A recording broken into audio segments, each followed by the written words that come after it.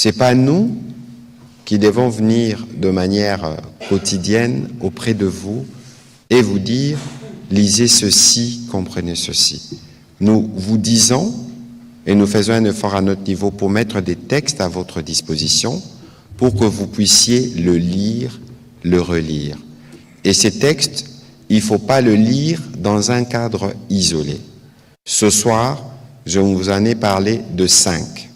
Je rappelle la déclaration de Doha du 18 mars entre le président Kagame, l'émir du Qatar et le président Tshisekedi, le communiqué représentant du gouvernement AFCM 23 du 23 avril, la déclaration de principe de Washington du 25 avril, l'accord de Washington du 27 juin, la déclaration de principe du 19 juillet.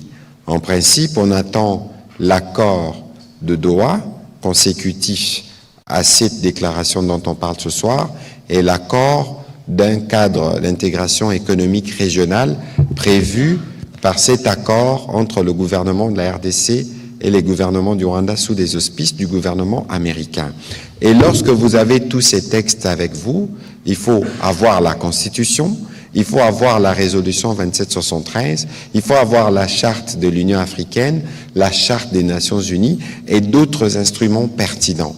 C'est ce qui va vous permettre d'avoir une compréhension générale. N'oubliez pas, le VPM l'a dit tout à l'heure, que c'est une crise qui dure depuis 30 ans et que nous sommes dans une phase d'atterrissage pour arriver à une paix que le président de la République veut durable et définitive. Donc c'est un processus de construction qui requiert que vous, les médias, puissiez, et heureusement que ce soir ou aujourd'hui, on a rencontré les organisations professionnelles qui vont s'engager avec nous à faire ces chemins. Donc c'est dire que nous aurons régulièrement des occasions d'échange pour que, à partir de vous, les peuples congolais puissent être édifiés.